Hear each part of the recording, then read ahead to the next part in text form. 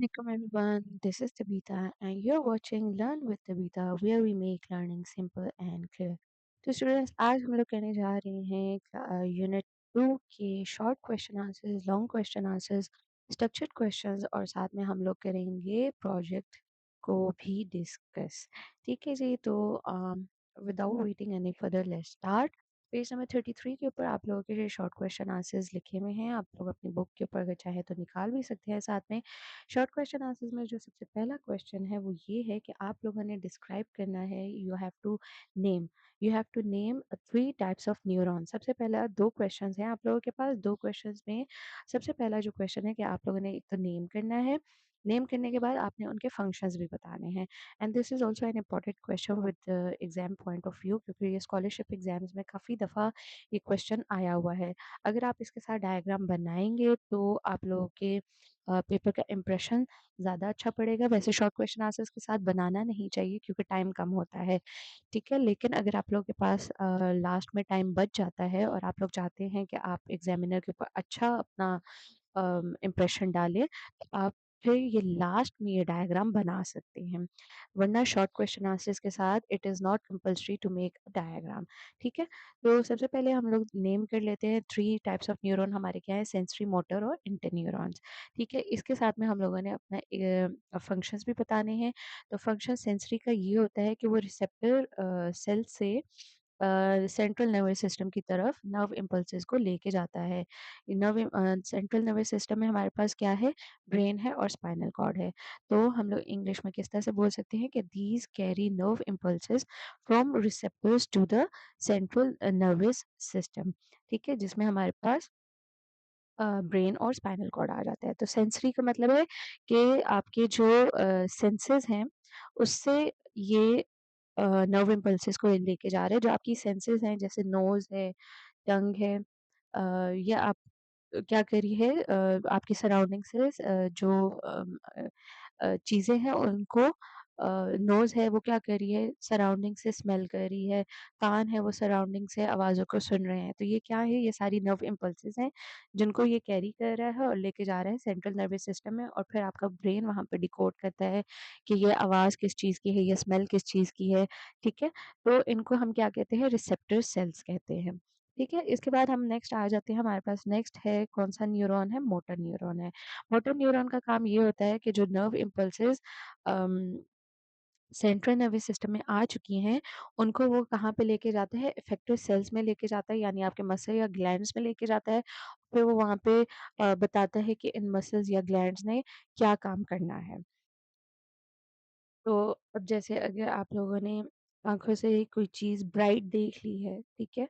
तो ये रिसेप्टर्स जो है कहाँ पे लेके गए हैं, सेंट्रल नर्वस सिस्टम में इस चीज़ को लेके गए हैं कि कोई ब्राइट चीज़ जो है वो आँखों में पड़ रही है, ठीक है? अब ये क्या होगा, सेंट्रल नर्वस सिस्टम आपके आइज़ के मसल्स को बताएगा कि भई बहुत ब्राइट चीज़ है, ये आपकी आँखें इस चीज़ को नहीं ले सकती हैं, तो आप अपनी आँखें बंद कर लें, ठीक है? या आप अपना हाथ जो है वो अपनी आँखों के ऊपर रख लें। तो ये नर्व इम्पल्सेस जो हैं वो सेंट्रल नर्वस सिस्टम से अफेक्टेड सेल्स के पास गई हैं और वहाँ पे ये मसल्स या ग्लैंड्स ने इसके ऊपर काम किया है, ठीक है।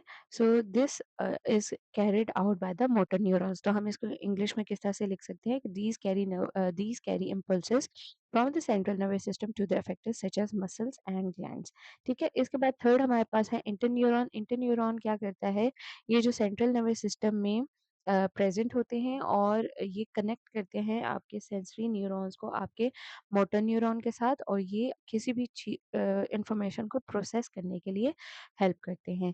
सो what we can say that these are present in the central nervous system and they connect sensory neurons with the motor neurons and they help in the processing of information, ठीक है जी। तो डायग्राम को भी एक दफ़ा हम लोग देख लेते हैं कि आपके न्यूरॉन का इस तरह से, चाहे कोई कोई सा भी न्यूरॉन हो, सेंसरी न्यूरॉन हो, मोटर न्यूरॉन हो, इंटर न्यूरॉन हो, इनका इसी तरह का स्ट्रक्चर होता है। इनकी ये सेल बॉडी होती है, बीच में न्यूक्लियस होता है, ये साइटोप्लाज्म होता है, डेंड्राइट्स होती हैं, इनको हम एक्सॉन्स कहते हैं, इनके ऊपर जो कवरिंग होती है उसको माइल शीथ कहते हैं, और साथ में लास्ट में हमारे पास ये एक्सॉन टर्मिनल्स होते हैं। ये जिस तरह से आप लोगों को ये डायग्राम में नज़र आ रहे होंगे, ये गोल्डन से जो इनके बीड्स टाइप शेप है, इसको एक्सॉन टर्मिनल्स कहते हैं। अच्छा, अब हम लोगों ने पढ़ लिए हैं interneuron, motor neuron, sensory neurons, तो इनका किस तरह से स्ट्रक्चर स्ट्रक्चर होता है। चीज़ें वही होंगी लेकिन क्या होगी ऊपर-नीचे हो जाएगी। तो इंटरन्यूरॉन में क्या होता है ये डेंड्राइट्स यहाँ पे होते हैं, ये सेल बॉडी होती है, न्यूक्लियस होती है, एक्सॉन होता है और एक्सॉन टर्मिनल्स होते हैं और ये कनेक्ट करते हैं सेंसरी न्यूरॉन को मोटर न्यूरॉन से with in the central nervous system. कुछ इस तरह से इनका स्ट्रक्चर होता है। मोटर न्यूरॉन का भी सेम इसी तरह से होता है, डेंड्राइट्स होते हैं, सेल बॉडी होते हैं, न्यूक्लियस होता है, लेकिन ये जो एक्सॉन होते हैं, एक्सॉन के ऊपर माइल शीथ होती है इनकी, ठीक है? और ये क्या करते हैं नर्व इम्पल्सेस को कैरी करते हैं सेंट्रल नर्वस सिस्टम से अफेक्टेड ऑर्गन्स की तरफ, ठीक है? और सेंसरी न्यूरॉन्स का स्ट्रक्चर कुछ इस तरह से होता है, ये रिसेप्टर ऑर्गन्स होती हैं, ठीक है? जो कि आपकी स्किन या ऑर्गन होती है, बीच में ये डेंड्राइट्स होते हैं, सेल बॉडी और न्यूक्लियस यहाँ पे होता है बीच में और माइल शीथ एक्सॉन जो है यहाँ पे होता है और लास्ट में एक्सॉन टर्मिनल्स होते हैं। इनका काम क्या होता है कि रिसेप्टर्स से सेंट्रल नर्वस सिस्टम की तरफ नर्व इम्पल्सेस को लेके आने का, ठीक है? तो चीज़ें वही हैं बस ऊपर-नीचे हैं, बाकी जो स्ट्रक्चर है वो सेम ही है न्यूरॉन्स का। ठीक है, नेक्स्ट हम लोग चलते हैं क्वेश्चन नंबर 2 की तरफ जो कि है which receptors and effectors are involved in the reflex actions of. पहला आपने बताना है कि ब्लिंकिंग ऑफ आई में अगर लाइट बहुत ज़्यादा हो गई है, लाइट की स्पार्क ज़्यादा है तो ब्लिंकिंग ऑफ आई में कौन-सा रिफ्लेक्स एक्शन जो है वो आपका जब इन्वॉल्व होता है तो कौन से रिसेप्टर्स और इफेक्टर्स जो हैं वो इन्वॉल्व होते हैं। इसी तरह बी में आपने बताना है कि withdrawal of hand on touching hot object, किसी भी गर्म चीज़ को अगर आपने टच कर लिया है तो हाथ एकदम से जो आप पीछे कर लेते हैं तो उसमें कौन से इफेक्टर्स और रिसेप्टर्स प्रेजेंट होते हैं। तो सबसे पहला है हम लोग बताते हैं ब्लिंकिंग ऑफ आई में कौन सा जो है वो इन्वॉल्व होता है इफेक्टर और रिसेप्टर। तो रिसेप्टर इसके अंदर होते हैं कि आपकी आईज ने वो लाइट को देखा है, ठीक है? तो आपके रेटिना में गया है। अब मसल्स या अफेक्टेड सेल्स क्या कौन से इन्वॉल्व होंगे कि आई के जो मसल्स हैं, जो आईलिड्स हैं, जब आप उनको बंद कर लेते हैं तो these are involved in the reflex action, ठीक है? इसके बाद मतलब रिसेप्टर क्या कर रहा है, लाइट के स्पार्क को उसने इनटेक किया है और अफेक्टेड सेल्स ने आपको ये बताया है, मतलब ये सारी लाइट के जो रिसेप्टर्स हैं ये आपके लेके गए हैं ब्राइट लाइट का जो मैसेज है ये आपके सेंट्रल नर्वस सिस्टम में लेके गए हैं। वहाँ पे सेंट्रल नर्वस सिस्टम से अब जो है वो मैसेज आया है आपके अफेक्टेड सेल्स के ऊपर। अफेक्टेड सेल्स आपके कौन से हैं, आपके आई मसल्स हैं और उन्होंने क्या किया है आईज को आपके क्लोज कर दिया है ताकि आपकी आईज जो है उसमें ब्राइट लाइट पड़ने से आपकी आंखें खराब ना हो जाएं, ठीक है?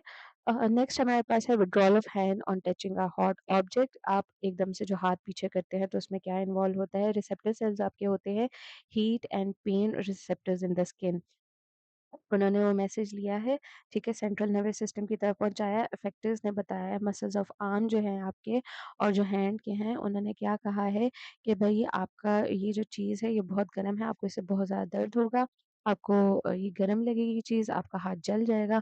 तो मसल्स और आर्म्स ने क्या किया है आपके हाथ को एकदम से पीछे कर लिया है, ठीक है जी। So these are involved in this process. Next question है जी what is the significance of peripheral nervous system. तो इसमें जो है पीएनएस का मतलब होता है पेरिफेरल नर्वस सिस्टम, ये उसका शॉर्ट फॉर्म है और सेंट्रल नर्वस सिस्टम का शॉर्ट फॉर्म होता है सीएनएस। तो सेंट्रल नर्वस सिस्टम जो है पेरिफेरल नर्वस सिस्टम जो है उसकी क्या सिग्निफिकेंस है वो हम लोग इन पॉइंट्स में बताएंगे। तो पेरिफेरल नर्वस सिस्टम जो है वो कनेक्ट करता है आपके सेंट्रल नर्वस सिस्टम को to the rest of your body. Means आपका सेंट्रल नर्वस सिस्टम में आपका क्या आ जाता है, ब्रेन और स्पाइनल कॉर्ड आ जाता है और ये पेरिफेरल नर्वस सिस्टम जो है आपके सेंट्रल नर्वस सिस्टम को आपके रेस्ट ऑफ द बॉडी के साथ कनेक्ट करते हैं। एक तो ये उसका इम्पोर्टेंस है। Secondly it carries sensory information from the different parts of the body to the brain and spinal cord. इसका क्या काम होता है कि जो सेंसरी इंफॉर्मेशन होती है आपकी बॉडी से आपके ब्रेन और स्पाइनल कॉर्ड तक उसको लेके जाता है। थर्ड इसका ये है कि it sends command from the central nervous system to muscles and glands. इसका क्या काम होता है कि जो कमांड्स आपके सेंट्रल नर्वस सिस्टम ने दिए होते हैं उनको वो आपके मसल्स और ग्लैंड्स की तरफ लेके जाता है। जैसे फॉर एग्जांपल अभी हम लोगों ने पढ़ा कि हीट एंड पेन रिसेप्टर्स जो हैं वो मैसेज गया आपके ब्रेन की तरफ, तो अब से पेरिफेरल नर्वस सिस्टम क्या कर रहा है, उस कमांड को आपके मसल्स तक लेके जाएगा कि भाई हाथ पीछे कर लो, ठीक है। इसके बाद आ जाता है जी it helps in the coordination and communication within the body. आपकी बॉडी के अंदर जितनी भी कम्युनिकेशन हो रही है, कोऑर्डिनेशन हो रही है, उसके अंदर सारा उसको वो हेल्प कर रहा है। इसके अलावा जो लास्ट हमारे पास है कि ये आपकी बॉडी की जो कंडीशंस होती हैं, उनको रेगुलेट करता है। ठीक है? ये छोटा-सा एक डायग्राम है, दिस इज़ नॉट इम्पोर्टेंट कि ये आप अपने शॉर्ट क्वेश्चन आंसर्स में बनाएँ, बट अगर ये लॉन्ग क्वेश्चन में क्वेश्चन आ जाता है, तो आप ये डायग्राम ड्रॉ कर सकते हैं। ठीक है? इसमें आप ये देखिए ब्रेन और स्पाइनल कॉर्ड आपका सेंट्रल नर्वस सिस्टम में आता है और जो नर्व्स हैं, न्यूरॉन्स हैं, ये सारे आपके पेरिफेरल नर्वस सिस्टम में आते हैं। सेंट्रल नर्वस सिस्टम जो है ये आपका कंट्रोल सेंटर है आपकी बॉडी का, क्योंकि इसके अंदर ब्रेन आता है और ये आपकी बॉडी के सारे फंक्शंस को कंट्रोल करता है। आप क्या सोच रहे हैं, आप क्या आपने याद रखना है, क्या आपने डिसीजन लेना है, ये सारा आपका ब्रेन कंट्रोल करता है। स्पाइनल कॉर्ड क्या क्या काम होता है कि स्पाइनल कॉर्ड जो है वो मैसेजेस को कैरी करता है between your brain and to the rest of your body. Nerves का क्या काम होता है, they are like the wires, जैसे बिजली जब स्विच ऑन करते हैं तो अ, जो इलेक्ट्रिसिटी होती है वो आपके वहाँ से शुरू होती है और फिर आपके पंखे तक लेके आती है। तो that fan is your muscle, that switch is your receptor, और बीच में जो वायरिंग है वो सारी क्या है, नर्व्स हैं आपकी बॉडी की। तो ये आपके क्या कर रहे हैं, आपके मैसेजेस जो है आपकी बॉडी से सेंट्रल नर्वस सिस्टम से पेरिफेरल नर्वस सिस्टम, देन आपके रिसेप्टर्स से आपके मसल्स तक, ये सारे जो है आपके नर्व्स कैरी कर रहे हैं। और गैंग्लिया क्या होते हैं, गैंग्लिया वो नर्व्स होते क्लस्टर ऑफ नर्व्स होते हैं जो कि आपके सेंट्रल नर्वस सिस्टम के बाहर होते हैं। ठीक है जी? सो आई होप कि ये क्वेश्चन आंसर्स आपको यहाँ तक क्लियर हो गए होंगे। इसके बाद हम आ जाते हैं आपका next question, which is differentiate between receptors and effectors. तो रिसेप्टर्स का क्या काम होता है कि वो डिटेक्ट करते हैं स्टिमुलाई को फ्रॉम द एनवायरनमेंट, और इफेक्टर का काम होता है कि वो प्रोड्यूस करते हैं response to the stimulus. Receptor का क्या काम होता है, that they are present in the sense organs and the skin, और इफेक्टर्स जो होते हैं वो प्रेजेंट होते हैं आपके मसल्स और ग्लैंड्स में। रिसेप्टर्स जो हैं they receive the signals and effectors they act on the signals. ठीक है? और एग्जांपल्स हमारे पास क्या है, एग्जांपल है हमारे पास आईज, नोज, ईयर्स एक्सेट्रा, और एग्जांपल हमारे पास इफेक्टर की क्या है, मसल और ग्लैंड की है। तो ये आपके पास जो है एक डिफरेंस आ जाता है दोनों का, कि आप लोग इसको डिस्टिंग्विश कर सकते हैं कि रिसेप्टर और इफेक्टर्स क्या है। वैसे तो हम लोगों को पता है, लेकिन जब हम लोगों ने एज़ अ क्वेश्चन लिखना होता है, तो हम दोनों चीज़ों को कंपेयर करते हैं और in the form of a table बीच में कॉलम बना के इस तरह से लिखते हैं, बिकॉज़ डिफरेंशिएशन और कंपैरिज़न का क्वेश्चन आपका ज़्यादा इम्पैक्टफुल तब होता है जब आप इस तरह से करके उसको लिखते हैं। कंपैरिज़न और डिफरेंशिएशन के जो क्वेश्चंस होते हैं, बाकी अगर आप हेडिंग में लिख देते हैं तो वो उस तरह से उसका इम्पैक्ट नहीं रहता है। क्योंकि जब आप लोग इस तरह से इस क्वेश्चन को लिखते हैं ना, इन the form of table column की फॉर्म में, तो दोनों चीज़ों का कंपैरिज़न डिफरेंशिएशन एक साथ नज़र आ जाता है, कि एक जगह ये बच्चा बता रहा है कि रिसेप्टर क्या करता है कि सेटोमेलाइ को डिटेक्ट करता है। इफेक्टर क्या काम होता है कि वो प्रोड्यूस करता है रिस्पॉन्स को, ठीक है? तो ये कहाँ पे प्रेज़ेंट होता है, सेंस ऑर्गन्स में, ये कहाँ पे प्रेज़ेंट होता है, मसल्स में, ये कहाँ पे होता है, ये रिसीव करता है सिग्नल को, ये क्या करता है, ये एक्ट करता है सिग्नल्स के ऊपर। एग्ज़ाम्पल्स भी आप दोनों की इस तरह से डिफरेंशिएशन में बता सकते हैं, तो इसका ज़्यादा जो है इम्पैक्ट रहता है। ठीक है जी, अब हम आ जाते हैं what is the significance of interneuron. Interneuron का क्या काम होता है, वैसे तो हम ये ऊपर डिस्कस कर चुके हैं, लेकिन आप लोगों का ये क्वेश्चन जो है क्योंकि ये अलग है, तो हम लोगों ने फिर उसी वही चीज़ जो है दोबारा इधर लिख दी है। इंटरन्यूरॉन्स का क्या काम होता है, they connect the sensory neurons and the motor neurons. फिर इनका क्या काम होता है, they help in the processing of information in the central nervous system and play a major role in the reflex action. और लास्ट में क्या होता है कि they also help the brain to analyse the information and make decisions. ठीक है? तो पहला क्या हो गया, एक तो ये कनेक्ट करता है सेंसरी न्यूरॉन और मोटर न्यूरॉन को। दूसरा कि ये इंफॉर्मेशन को प्रोसेस करता है सेंट्रल नर्वस सिस्टम के अंदर, और रिफ्लेक्स एक्शन को करने में इम्पोर्टेंट पार्ट प्ले करता है। And third, they help the brain to analyse information and make the decisions. ठीक है जी? सो आई होप कि ये आप लोगों को यहाँ तक जो है सारे शॉर्ट क्वेश्चंस क्लियर हो गए होंगे। अब ये एक डायग्राम जो है ये किसी उसके साथ रिलेटेड नहीं है क्वेश्चन के साथ, बट ये आप लोगों के एग्जाम में शॉर्ट क्वेश्चन आंसर में और आप लोगों के जो ऑब्जेक्टिव पेपर है उसके अंदर आई हुई थी कि आपने इसको लेबल करना है।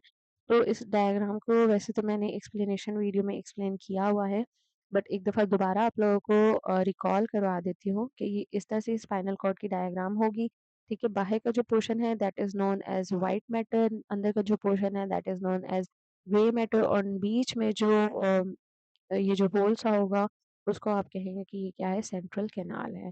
ठीक है? आई होप कि शॉर्ट क्वेश्चन आंसर्स आपको यहाँ तक क्लियर हो गए होंगे। Now moving towards the long question, give the structure of human brain and roles of different parts of the brain. तो ये क्वेश्चन जो है ये आपका एग्जाम पॉइंट ऑफ व्यू से भी इम्पोर्टेंट है। ये आप लोगों के लॉन्ग क्वेश्चन में बहुत दफ़ा आया है। तो ये आप लोगों ने क्वेश्चन है इसको स्किप नहीं करना है, इसको ज़रूर याद करना है एग्जाम के लिए। तो ह्यूमन ब्रेन का पहले हम स्ट्रक्चर बताएँगे और फिर हम उसके जो रोल्स होते हैं different parts of the brain के वो भी साथ-साथ एक्सप्लेन करेंगे, ठीक है? सबसे पहले आप छोटा-सा इंट्रोडक्शन बताते हैं क्वेश्चन को, लॉन्ग क्वेश्चन के लिए हमेशा कि ह्यूमन ब्रेन जो होता है वो क्या होता है? It is the main control centre of the body और इसको प्रोटेक्ट किया जाता है by the skull and it is divided into 3 main parts, fore brain, mid brain and hind brain, ठीक है? अ मेन कंट्रोल सेंटर आपने ये बताना है प्रोटेक्ट किया जाता है स्कल से, डिवाइड किया गया है into 3 main parts, fore brain, mid brain and hind brain. और सबसे पहले हम अब बताएँगे फोर ब्रेन में।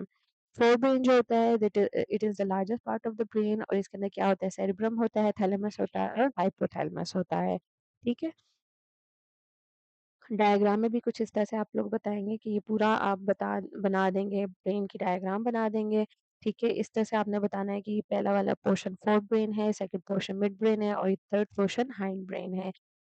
फोर ब्रेन के अंदर आपने बताना है कि जी सेरेब्रम कहाँ है, थैलेमस कहाँ है और हाइपोथैलेमस कहाँ है, ठीक है? मिड ब्रेन में आपने बताना है कि क्या होता है हमारे पास मिड ब्रेन में हमारे पास होते हैं छोटा-सा पोर्शन होता है, ठीक है? कि ये कनेक्ट करता है आपके फोर ब्रेन को और हाइंड ब्रेन को और ये आपके रिफ्लेक्स एक्शंस को कंट्रोल करता है जिसके अंदर आपकी विज़न और हियरिंग होती है, ठीक है? और हाइंड ब्रेन जो है वो आपने बताना है कि उसके अंदर पोन्स, मेडुला ऑब्लिंगेटा और स्पाइनल कॉर्ड होते हैं, ठीक है? इस तरह से कुछ आप अपना डायग्राम को बताएँगे। आई नो कि ये थोड़ा-सा यहाँ पे आप लोगों को एक्सप्लेन करने के लिए कलरफुल बनाया गया है, लेकिन एग्ज़ाम में इतना टाइम नहीं होता है, तो आप लोगों को ज़रूरी नहीं है कि आप इसको कलरफुल बनाएँ। आप इसको शेडेड करके भी बना सकते हैं, बस आपकी जो लेबलिंग होनी चाहिए वो ऑन द पॉइंट होनी चाहिए, बिल्कुल ठीक होनी चाहिए।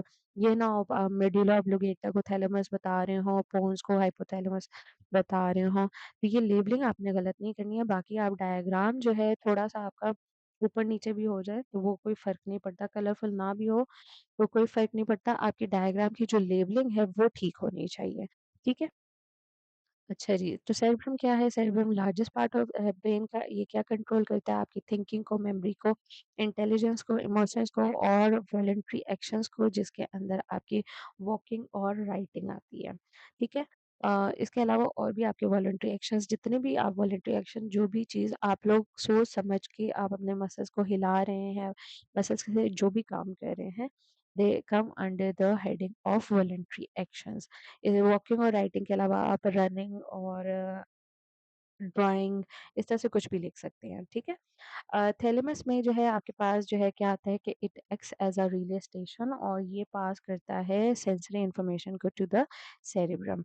हाइपोथैलेमस जो है वो क्या करता है आपकी बॉडी के टेम्परेचर को कंट्रोल करता है, हंगर थर्स्ट को कंट्रोल करता है और मेंटेन करता है आपके इंटरनल बैलेंस को, ठीक है? It has centres to control mood and emotions such as aggression, aggression गुस्से को कहते हैं, रेज जो है वो अ बहुत ज़्यादा जो हाइपर एक बंदा हो जाता है, ठीक है? फ़ियर एंड प्लेज़र, ये सारी चीज़ें जो है आपका हाइपोथैलेमस कंट्रोल करता है, ठीक है जी? इसके बाद मिड ब्रेन का ऑलरेडी मैंने आपको बता दिया, हाइंड ब्रेन पे आ जाते हैं। हाइंड ब्रेन का काम होता है कि आपका इसके अंदर आपके सेरेब्रम, पोन्स और मेडुला ऑब्लिंगेटा आता है।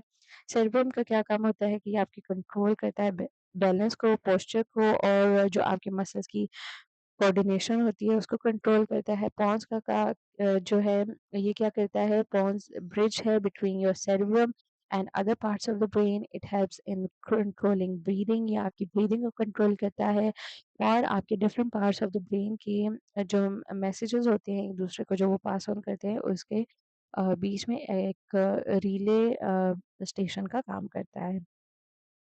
मेडुला ऑब्लिंगेटा क्या करता है, ये कंट्रोल करता है इनवॉलंटरी एक्टिविटीज़ को जो आपके कंट्रोल के अंदर नहीं है और फिर भी आपकी बॉडी के अंदर हो रहे हैं। जैसे ब्रीदिंग हो गया, हार्ट बीट हो गया, जो आप खाने को निगल रहे हैं, वॉमिटिंग आ जाती है,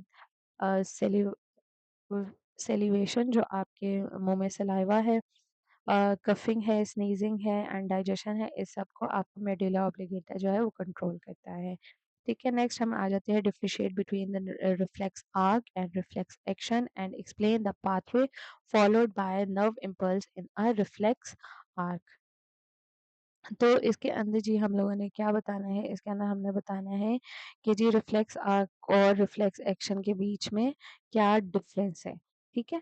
रिफ्लेक्स आर्क क्या होता है, ये पाथवे होता है जो कि नर्व इम्पल्स फॉलो करता है। रिफ्लेक्स एक्शन जो है वो रिस्पॉन्स होता है जो कि किसी भी स्टिमुलस के अगेंस्ट आपकी बॉडी, आपके मसल्स एकदम से रिस्पॉन्स देते हैं, ठीक है? रिफ्लेक्स आर्क जो है ये आपका इन्वॉल्व करता है आपके रिसेप्टर्स को, न्यूरॉन्स को और इफेक्टर्स को, और रिफ्लेक्स आर्क जो है उसका जो रिजल्ट होता है वो रिफ्लेक्स एक्शन होता है। रिफ्लेक्स आर्क जो है ये प्रोसेस है या रूट रूट है जो कि फॉलो किया जाता है, और रिफ्लेक्स एक्शन क्या है, इट इज़ एन एक्शन और अ रिस्पॉन्स। ठीक है, एग्जांपल में आप 2 एग्जांपल्स या 3 एग्जांपल्स जितनी आप लोग चाहें उतनी देख सकते हैं। जैसे कि withdrawal of hand from hot object, आप चाहे तो एक भी एग्जांपल दे सकते हैं। लेकिन आप क्वेश्चन के मार्क्स ज़रूर देख लीजिएगा कि क्वेश्चन के मार्क्स कितने हैं। ये ना हो कि आप लोग यहाँ पे सिर्फ 3 डिफरेंसेस दें और उसके बाद एक एग्जांपल लिख दें, तो वो फिर क्वेश्चन का इम्पैक्ट अच्छा नहीं पड़ता। तो वो क्वेश्चन के मार्क्स देख के फिर उसके बाद आप लोगों ने एग्जांपल्स अपनी डिसाइड करनी है कि आप कितनी एग्जांपल्स उस क्वेश्चन के मार्क्स के मुताबिक लिख सकते हैं, 1 लिखनी है या 2 लिखनी है। ठीक है, विड्रॉल ऑफ हैंड में रिसेप्टर आपका स्किन होता है जो कि हीट को डिटेक्ट करता है, और सेंसरी न्यूरॉन जो है वो इम्पल्स को कैरी करता है to the spinal cord. Interneuron जो है प्रोसेस करता है सिग्नल को। Motor neuron it sends impulse to muscles, और इफेक्टर जो है वो क्या करता है, वो आपके आर्म मसल्स हैं जो आपके हाथ को पीछे कर लेते हैं। ब्लिंकिंग ऑफ आई में क्या होता है, रिसेप्टर आपका आइज होता है जो कि लाइट और डस्ट को डिटेक्ट करता है। सेंसरी न्यूरॉन जो है ये सिग्नल्स जो है आपके ब्रेन और स्पाइनल कॉर्ड तक पहुंचाते हैं, और इंटरन्यूरॉन आपकी जो इंफॉर्मेशन है उसको प्रोसेस करता है। मोटर न्यूरॉन जो है आपके आई मसल्स को एक्टिवेट करता है, और इफेक्टर क्या करता है, आपके आईलिड्स को क्लोज कर देता है। तो these are all examples of reflex arc. ये पूरा एक प्रोसेस जो हो रहा है उसको रिफ्लेक्स आर्क कहा जाता है। रिफ्लेक्स एक्शन क्या है कि आपने हाथ को पीछे कर लिया, ब्लिंकिंग ऑफ आई में आपने आइज़ को बंद कर लिया। नी जर्क में जब आप अगर आपके घुटने पे एकदम से कोई हैमर मारा जाता है, डॉक्टर्स वगैरह जो है वो बेसिकली क्या करते हैं, आपके नी की इफेक्टिवनेस को चेक करने के लिए, जिन लोगों को थोड़ा-सा इश्यू होता है नी वगैरह का, तो उनको क्या किया जाता है, वो थोड़ा-सा टैप करते हैं उनके नी के ऊपर ताकि चेक कर सके कि नी के मसल सही से काम कर रहे हैं, इफेक्टर सेल्स जो है वो सही से वहाँ पे मसल्स काम कर रहे हैं कि नहीं। तो वो एकदम से जो आप नी को जर्क देते हैं, एकदम से अपना नी को पीछे करते हैं, तो वो आपका रिफ्लेक्स एक्शन का होता है। इसके अलावा अगर आपकी नोज़ जो है वो इरिटेट हो रही है और आप एकदम से स्नीज़ करते हैं, या आपका थ्रोट जो है वो इरिटेट हो रहा है और आप कफ करते हैं, तो ये भी सारे रिफ्लेक्स एक्शंस हैं आपके, क्योंकि इनके ऊपर आपका कोई कंट्रोल नहीं है। वो एकदम से आपकी बॉडी जो है वो सराउंडिंग अंदर जो भी काम हो रहा है उसके अगेंस्ट रिस्पॉन्स कर रही है। ठीक है, अब हमने पाथवे बताना है कि रिफ्लेक्स एक्शन का पाथवे क्या होता है और किस तरह से वो काम करता है, और उसको उसका कैसे प्रोसेस होता है सारा। So the pathway of a nerve impulse in a reflex arc is as follows. A stimulus is detected by the receptors in the sense organs और स्किन के रिसेप्टर्स ने सबसे पहले क्या किया कि कोई भी स्टिमुलस है उसको डिटेक्ट किया गया बाय द रिसेप्टर्स, और रिसेप्टर्स ने क्या किया, ये इम्पल्स जो है through your sensory neurons to the spinal cord इसको भेजा। स्पाइनल कॉर्ड ने क्या किया, ये इम्पल्स पास ऑन कर दी टू द इंटरन्यूरॉन। इंटरन्यूरॉन ने ये इम्पल्स जो है मोटर न्यूरॉन को भेज दी। मोटर न्यूरॉन ने ये इम्पल्स कैरी की और लेके गया वो इफेक्टर या मसल्स ग्लैंड पे, और ये इफेक्टर जो है इसने क्या किया, एक रिस्पॉन्स प्रोड्यूस किया such as pulling the hand away, और इसको डायग्राम के फॉर्म में कुछ इस तरह से आप बता सकते हैं। लेट मी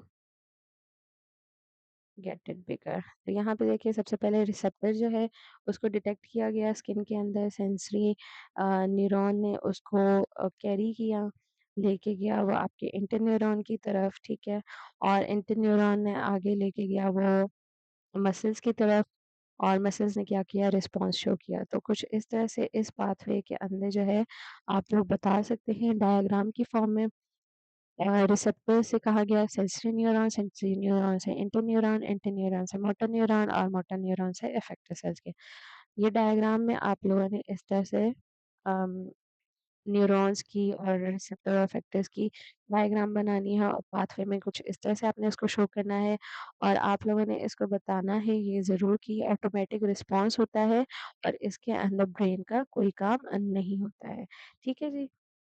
सो आई होप कि यहाँ तक आपको ये क्वेश्चन क्लियर हो गया होगा। अब आपका जो इम्पोर्टेंट क्वेश्चन है जो आप लोगों के एग्जाम्स में आता है वो होता है differentiate between voluntary and involuntary actions with examples.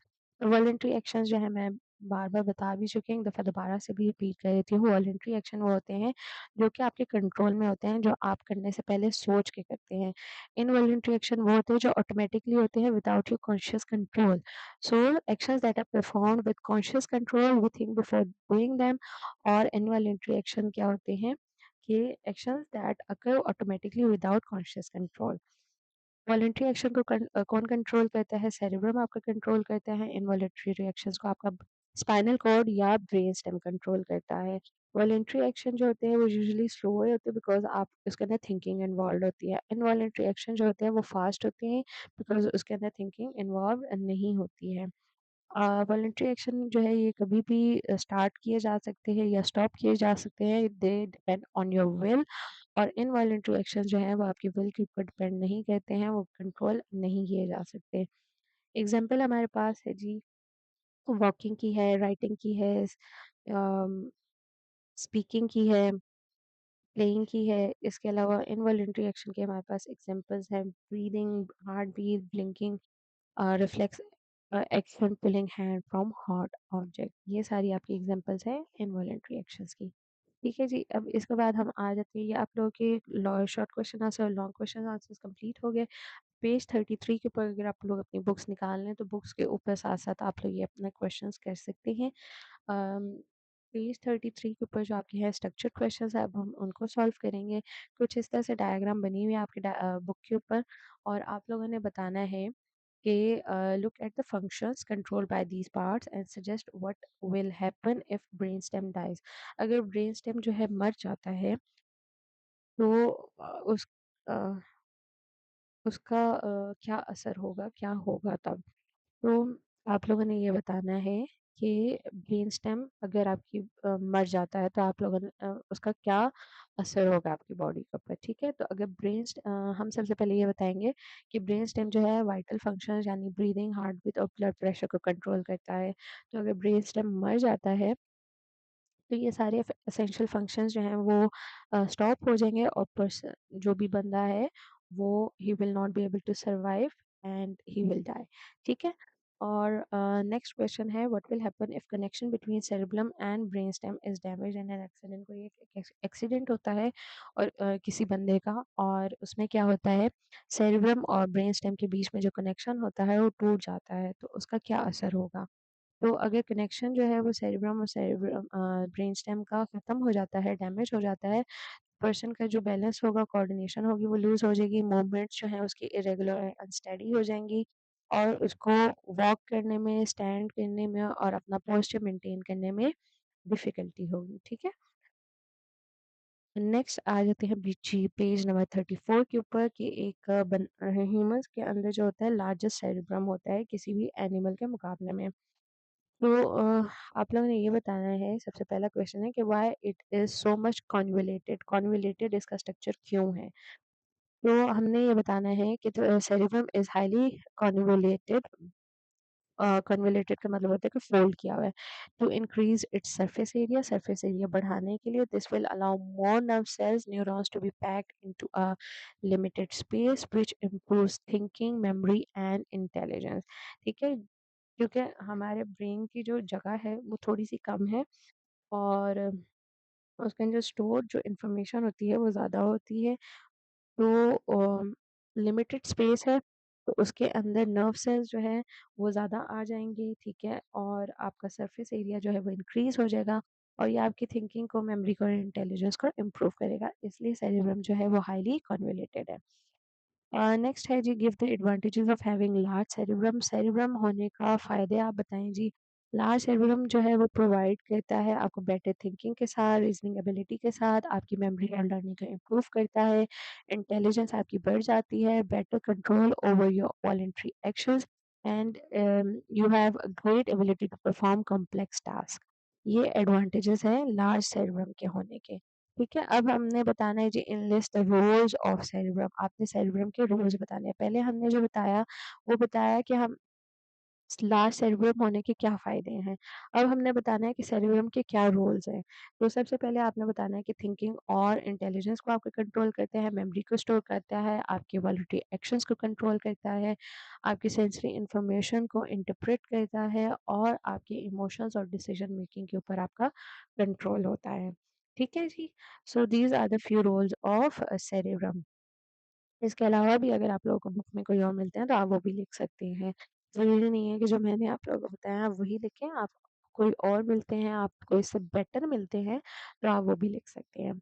ठीक है जी। अच्छा जी, पेज 34 के ऊपर आपका प्रोजेक्ट वर्क है। इसके ऊपर आपने जो है बनाना है with the help of play dough, make a model of human nervous system showing brain, spinal cord and some nerves originating from the brain and spinal cord. कुछ इस तरह से आपका जो है बनेगा मॉडल ह्यूमन नर्वस सिस्टम का with the help of your play dough.